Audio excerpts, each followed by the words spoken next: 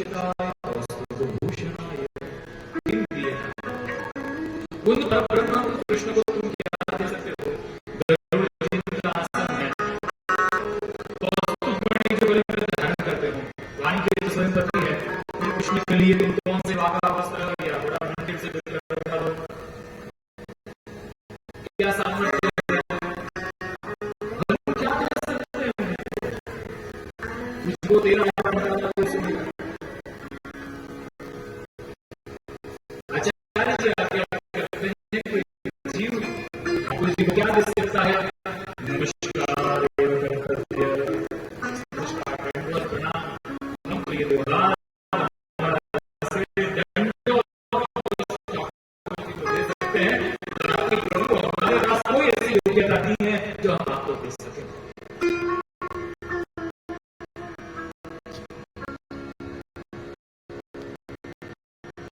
जो भी वस्तु है, उन वस्तु का आप विनियोग करें, वो वस्तु असमर्पित न रह जाए।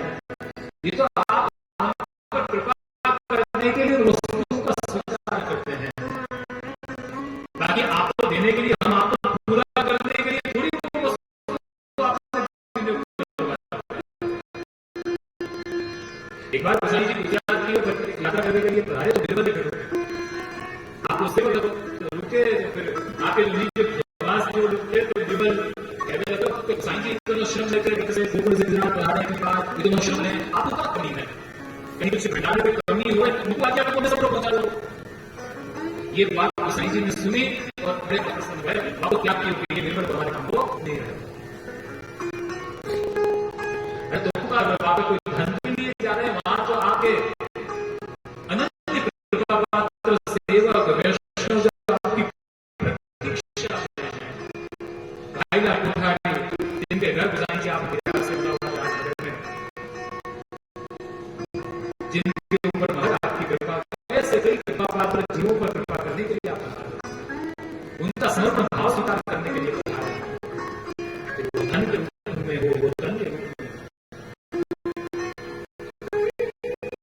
हम गुरु को भेंट भी करते हैं, ठाकुर जी को भेंट करते हैं, उनका पूरा करने की तो योग्यता भी नहीं है, लेकिन हमारे पास जो उनकी कृपा से जो हमें मिला है, इसका सच्चा विनियोग आपके श्री चरणों में है।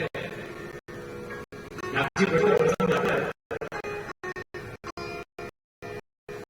जब बेटी का विवाह करने का समय आया, धन का अभाव निष्कंचन से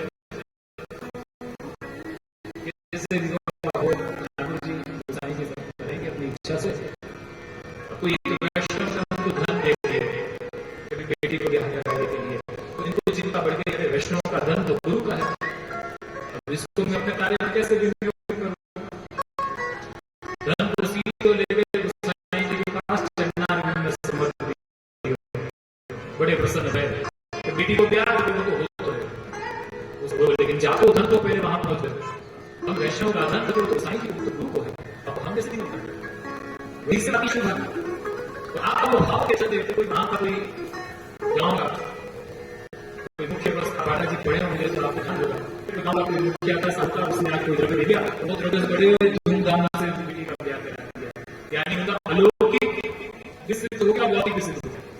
जीव अलौकिक को छोड़कर लौकिक के पीछे भागता है, तो लौकिक को वैसे भी हाथ में नहीं आना और अलौकिक भी छूट गया। इससे अच्छा लौकिक को गौण कर अलौकिक कार्य के पीछे भागे तो अलौकिक कार्य को सिद्ध हुआ और उसकी कृपा से लौकिक भी सिद्ध हो जाएगा। यानी लौकिक कार्य के वजह से अलौकिक कार्य को गौण नहीं करना चाहिए। समर्पण के भाव से हम विनियोग करते हैं, ठाकुर जी को हम द्रव्य का भी विनियोग करते हैं, गुरु के चरणों में द्रव्य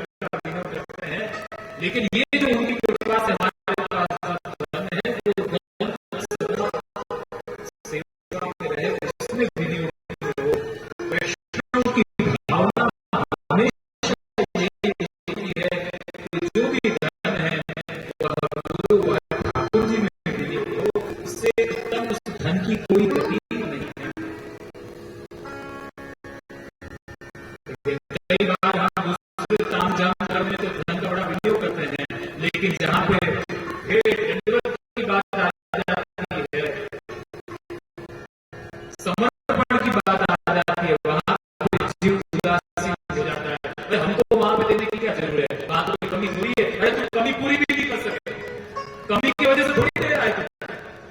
कोई सोचेगा उनको क्या कमी है, हम क्या उनको भेंट करने की कोई जरूरत नहीं है, उनकी क्या कमी है। अरे कमी के चलते नहीं दे रहे हो, समर्पण के चलते बचा रहे हो। बाकी तुम्हारे गुसाई जी लेवल पर गए, तुम हमारे एक समय को भी पहुंच सके, तू का हमारा घर गुसाई हमारा घर पूर्ण करे। लेकिन वैष्णव भाव को समझना बहुत जरूरी है। उनको क्या कमी है, सही बात है, लेकिन कमी को पूरा करना हमारा लक्ष्य नहीं है, हमारा लक्ष्य समर्पण है। ठाकुर जी को भी जो हम धन देने को कराते हैं, लक्ष्य क्या है कि तुम्हारा धन दौलत से कोई उनकी कमी पूरी हो जाएगी। वो तो जितना सामान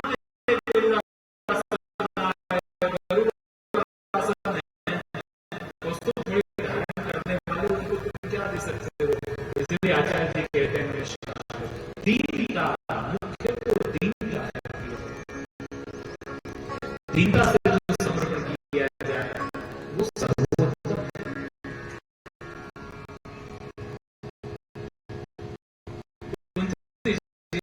श्री ठाकुर जी को नमस्कार, नमस्ते हे अलक्ष्य, हे लक्ष्य जिनको कोई जान न सके, सर्वभूतानां अंतर बहिरवस्थितम, जो अंदर बाहर सर्व के विराजमान है, जो सर्वत्र है, तो उनके दर्शन भी सहज होंगे। लेकिन कुंती जी कहती हैं माया न लक्ष्य से मूर्दशा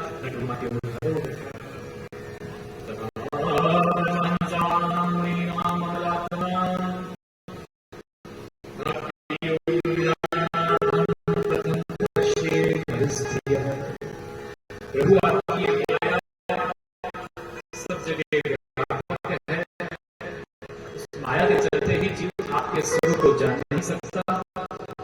आप मूल दृष्टि वालों को दर्शन नहीं देते, आप किनके लिए प्रकट होते हैं, तो के तथा परमहंसा जो अमल है, जिनका मन शुद्ध है, जो परमहंस है, भक्ति योग विधानार्थम, जिनके हृदय में आपके लिए प्रेम और भक्ति है, वास्तव में तो उन जीवों के लिए ही आप अवतरित होते हैं।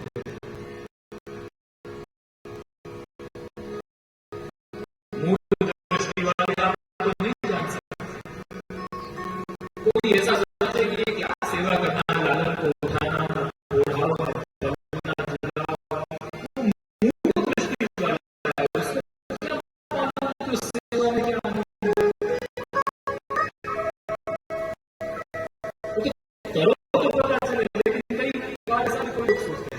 उनकी वही तो कहती है, मूल दृष्टि वाले आपको को नहीं जान सकते। लोग ऐसे भी सोचते हैं कि क्या सेवा करना, लालन को, जो ब्रह्मांड के पिता है उनको बनना था, उनकी सेवा करना, उठाओ तो बैठाओ। वो सेवा में जो आनंद है वो सेवा करने वाला है।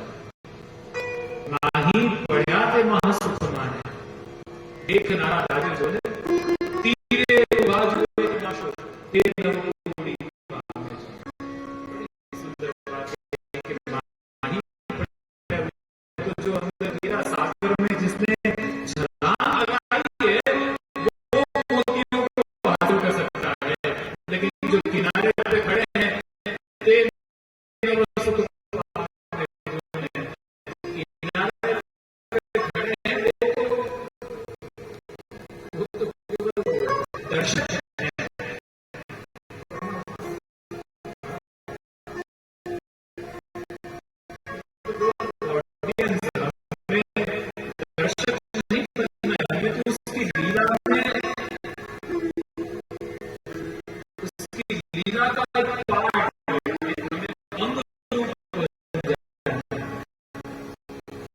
उसके अंग रूप, इसलिए अंगीकार शब्द का मतलब क्या है?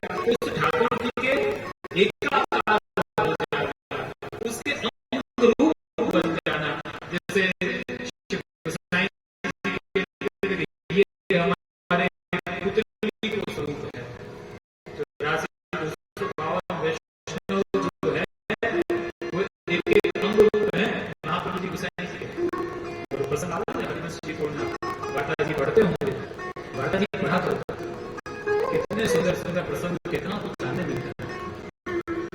एक एक अंग रूप, यानी जब इस प्रकार की जीव की भावना समर्पित जीव हो जाता है, वास्तव में वो योगी का अंग का एक हो जाना, अंग रूप हो जाना। धीरे उभा हुए तमाशा भी बहुत हो रही है, जो किनारे पे खड़ा है उसको आनंद नहीं मिल सकता, जो अंदर पहुंचे लगा रहा है श्री राम में सत्संग में, वास्तव में आनंद उसको मिले। इसलिए कुंती कहती है भक्ति योग ज्ञानार्थम रथम पश्येत्। कृष्णाय वासुदेवाय देवकी नंदनाय च नंदगोपकुमाराय गोविंदाय नमो नमः। नमः पंकजनाभाय नमः पंकजवाहिने नमः पंकजनेत्राय नमस्ते।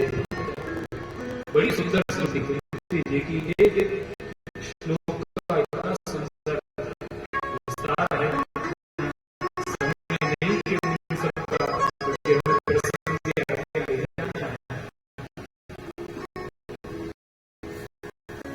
मन में विचार आता है, ये भी भाव इसके कह रहे हैं, ये भी भाव प्रकट करते हैं, लेकिन घड़ी की ओर देखते हैं तो फिर वहां पे संयम बनाना पड़ता है। तो कुंती जी के भाव तो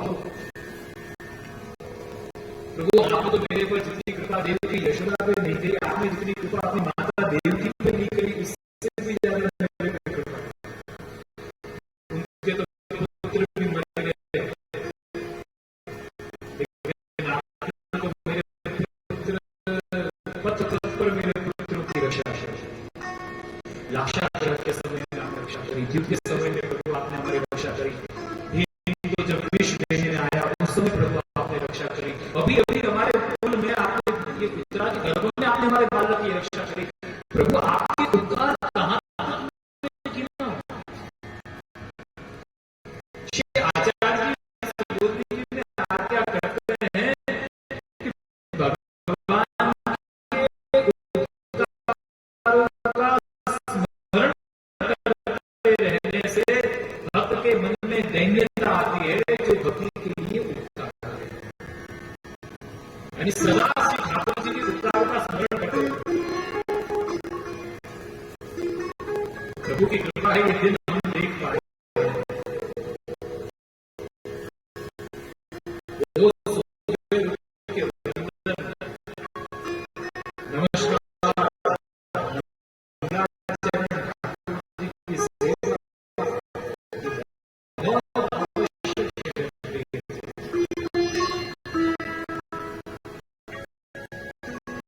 गोपी गीत में भी देखिए, गोपियों ने विशेष वर्ष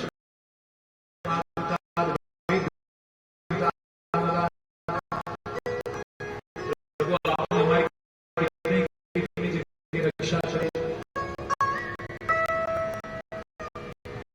हरि श्री हरि भगवान सर्व स्थान पर जीव की रक्षा करते हैं। साधारण जीव कहता है प्रभु कृपा करो, कुंती सरी की भक्त कहते हैं प्रभु आपकी बहुत कृपा हम पर है। ये फर्क है साधारण और असाधारण भक्त। हम सब साधारण नहीं, बहुत कृपा करो और कृपा देते इतनी कृपा है। सबसे पहले तो मानव चिंतन दिया, बाद में भी आध्यात्मिक भावना दी, बाद में भी पुष्टि मार्ग जैसे संप्रदाय, बाद में भी आचार्य जैसे गुरु मिले, श्री महाप्रभु ने निरंतर संबंध को दान दिए, ठाकुर जी की सेवा वृद्ध को भाव को अधिकार दे दिए और कितनों चाहिए यहाँ से हो सके, लेकिन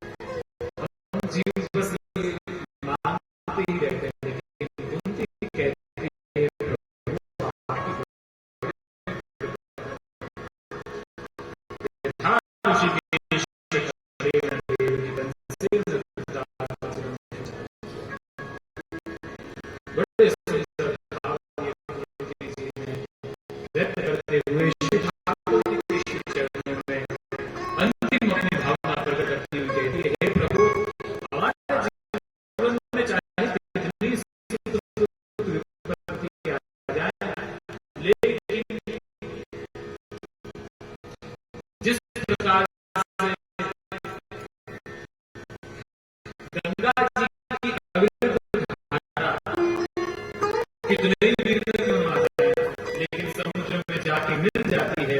उसी प्रकार से हमारे जीवन में चाहे कितने ही विघ्न आ जाए, हमारी मति सदा आपके चरणों में बनी हुई है। हमारी मति आपसे दूर विघ्न आ जाए, उसकी चिंता नहीं है, लेकिन मेरी मति सदा आपके आगे, मेरी बुद्धि सदा आपके आगे झुकी हुई है। आपके चरणों का आश्रय बना हुआ है, हमारा आश्रय है छूटे हुए। बस यही कितना सुंदर ये भागवत हमें सिखाता है कि ठाकुर जी से मांगना हो तो क्या मांगना। हे प्रभु आनंद कंद साक्षात घर में विराज रहे, फिर भी ये मन बाहर सांसारिक प्रॉब्लम से फंसा हुआ है। प्रभु आप भी कृपा करें, हमारा मन आपके चरणों में है। इसी दिन की ठाकुर जी को ऐसी बात करने वाले कितने जीव आप में से प्रभु को कहते हैं।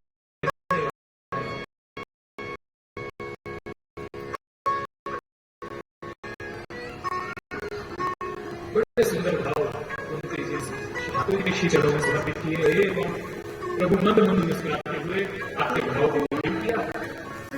वहां से रथ में जाकर विष्णु जी के पास जिनको वचन दिया था कि अंतिम समय में दर्शन देने में आऊंगा, तो विष्णु जी का अंतिम समय उत्तरायण काल आया। विष्णु जी शैया पर बैठे हुए क्रिया का कर रहे हैं। पूछने लगे, महाराज प्रभु जी ये बताइए, जीवन में मैंने पाप नहीं किया, फिर ये इतनी कष्ट हम लेकर सहन करनी पड़ी। तो भगवान कहते हैं, याद करो आपने पाप नहीं किया, लेकिन पाप होते हुए तो देखा, उसके चलते आपको ये मिला।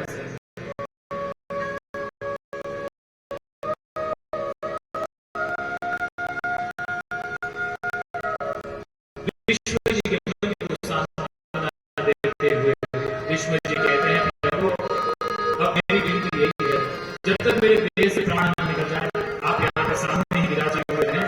मैं आपके दर्शन करते हुए अपने प्राणों का त्याग करना चाहता हूँ, आपके दर्शन करते हुए, क्योंकि अंते मति सा गति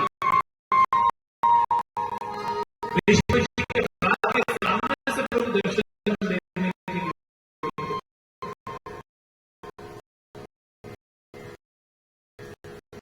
विष्णु कहते हैं, सदैव देवो भगवान् प्रतीक्षताम्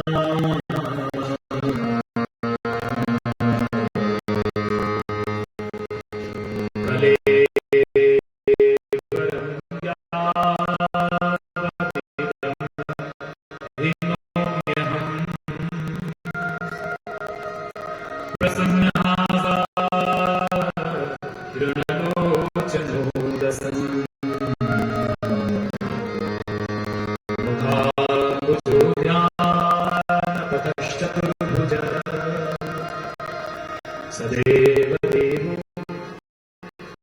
भगवान् प्रतीक्षता। भगवान को कह रहे प्रतीक्षता, हे देवो के देव, अभी तक तो मैं आपकी प्रतीक्षा कर रहा था, अब आप प्रतीक्षा करिए, क्योंकि आपके प्रसन्न आशा, आपके ये प्रसन्न मुखारविंद के दर्शन करते हुए मैं अपने प्राण देह का त्याग करना चाहता हूँ। आप सामने विराजे, प्रभु मंद मंद हास्य करते हुए खड़े हैं, और ये विष्णु जी प्रभु के दर्शन करते हुए एकादश श्लोक के माध्यम से अपनी एकादश ऋषियों को भगवान के श्री चरणों में समर्पित करते हुए, स्तुति करते हुए अपने देह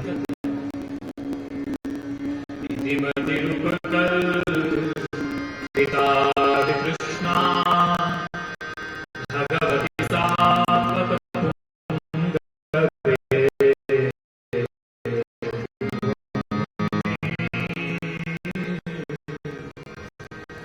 स्वसुखमुपगते क्वचित् विहरतु प्रकृतिमुपेयुषि यद्भव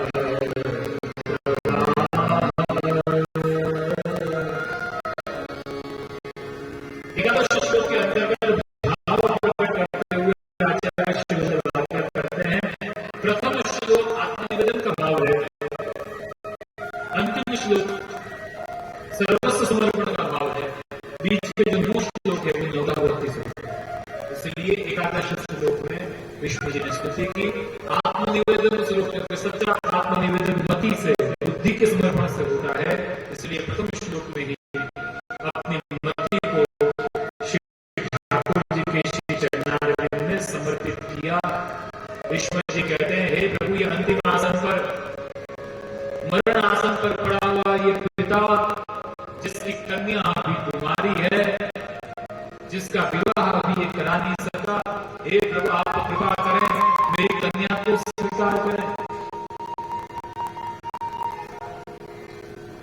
सब सोचने लगे कि भीष्म जी तो आज जीवन ब्रह्मचर्य रहे, इनकी कन्या कब से हो गई, इनकी कन्या कहां से? आचार्य महानुभाव इसका अर्थ करते हैं। विष्णु जी का भाव ये है, कृष्ण, ये जो मेरी मति रूप जो कन्या है, जिस मति को मैंने कहीं भी लगने नहीं दिया, कहीं भी नहीं लगाया, ये आपके चरणारविंद में है, आप इसको स्वीकार करें।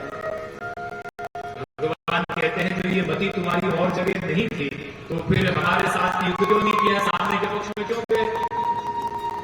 तुम कह रहे हो कि बुद्धि हमारे कहीं नहीं लगाई है, तो इसका जवाब दो मुझे। भगवान इसका भी एक कारण है।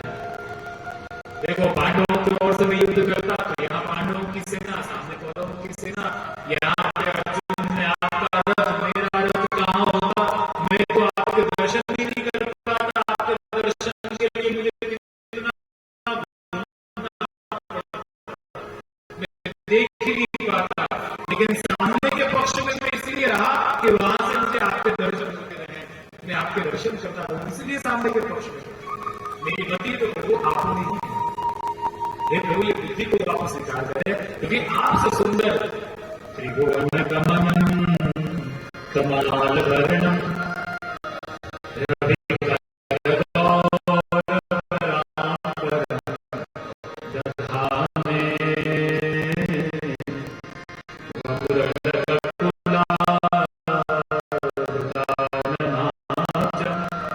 विजय सखे रतिरसुने नवध्या। त्रिभुवन कमल प्रभु, आपसे सुंदर और कोई नहीं, और कन्या तो रूपम, कन्या तो रूप को चाहती है, तो आपसे सुंदर और कौन? देखिए, किसी का स्वरूप सुंदर होता है तो स्वभाव सुंदर नहीं होता, किसी का स्वभाव सुंदर होता है तो स्वरूप सुंदर नहीं होता, लेकिन प्रभु का तो स्वरूप भी सुंदर है और स्वभाव भी सुंदर है। इसलिए कहा तमाल वर्ण, प्रभु आपका स्वरूप तो तमाल वर्ण, तमाल वृक्ष के भांति सहज श्याम है, और जिस प्रकार से वृक्ष अपने सर्वांग से उपकार ही करता है, उस प्रकार से प्रभु आप भी कृपा ही करते हैं। इसलिए आपका स्वरूप भी सुंदर है और आपका स्वभाव भी सुंदर है। इसलिए हे प्रभु, हे विजय सखे, मेरी ये बुद्धि को आप स्वीकार करें। इतनी सुंदर स्तुति विष्णु जी ने कही, यहां तक अंतिम में तो ये बात कह दी, ललित गति विलास प्रणय निरीक्षण कल्पितो, ललित गति विलास, गोपियों का स्मरण किया। ये विष्णु जी यानी गोपियों का चरित्र, गोपियों का भाव देखते, इसलिए हमारे भगवदीय ने कहा ना, गोपी प्रेमती विरा जिन गोपाल की अपने बस, प्रेम का जो शिखर है उसमें धजा जो है वो गोपी है। बाकी प्रेमी भक्त तो कई हुए, लेकिन गोपियों ने जो प्रेम किया वो सर्वोत्तम है। इसलिए ये भी भीष्म जी भी गोपियों का चिंतन करते हुए क्या कहते हैं कि प्रभु रास के समय में जब गोपियों के अंदर सौभाग्य को जागृत किया आपने, तो उनके हृदय में जाकर जो आप छिप गए, आप उनको छोड़ के थोड़ी ना कहते, नहीं तो आप गोपियों के प्राण तो वहीं निकल जाते, आप तो उनके ही हृदय में लीला करने लगे, तो उन गोपियों के हृदय में लीला करने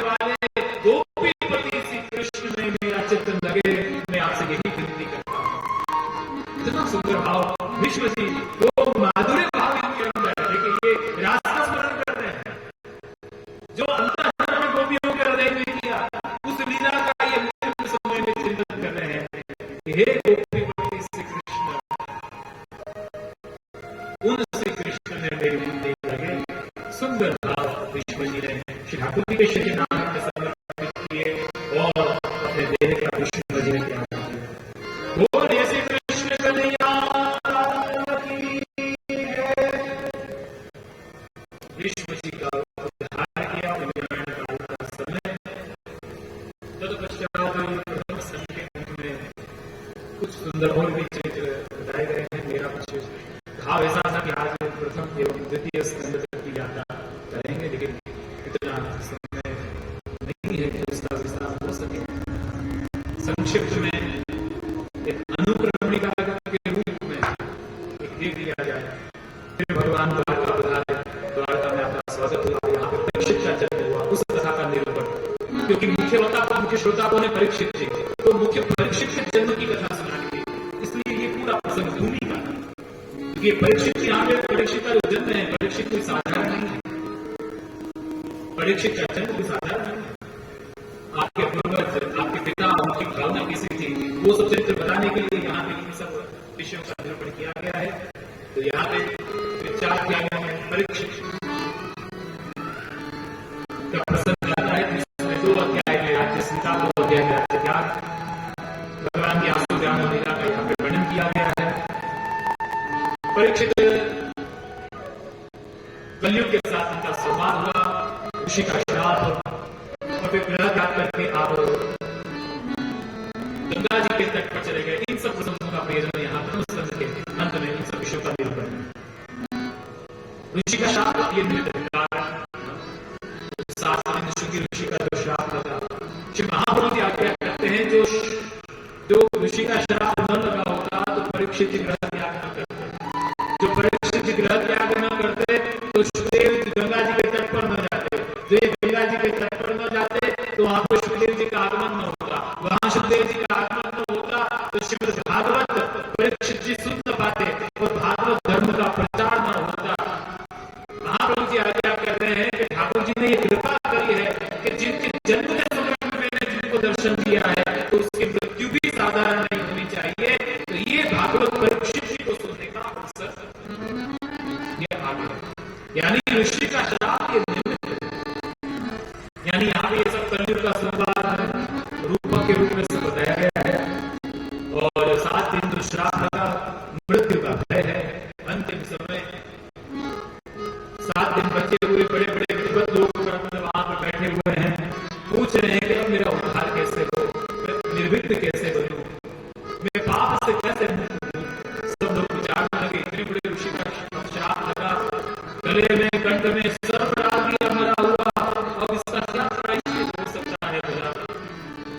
सब लोग आपस में चर्चा करने लगे और वहीं पे श्री सुखदेव जी महाराज का वहां पे आगमन, और ये आगमन भी कब कि जब परीक्षित जी के मन में ताप हुआ, हे प्रभु अब मैं आपकी शरण में हूं, आप ही मुझे बताएं कि मैं क्या करूं, आप ही ऐसे कोई गुरु का सानिध्य मुझे प्राप्त करा, हे प्रभु मैं आपकी शरण में। प्रियजनों, ये कथा कोई परीक्षित की नहीं, ये कथा प्रत्येक जीव की। हम सबके पास भी 7 दिन तो है। काल रूपी सर्प कौन से दिन आके दंश देगा हम नहीं जानते। 7 दिन में से एक दिन में हमारी मृत्यु होनी है। यानी ऐसे क्षण भंगुर जीवन में केवल और केवल भगवत शरणागति आश्रय ही मुख्य है। आइए प्रियजनों, भगवत शरणागति श्री ठाकुर जी की श्री चरणों में समर्पित करते हुए शरण प्रभु में आया हूँ, तेरी शरण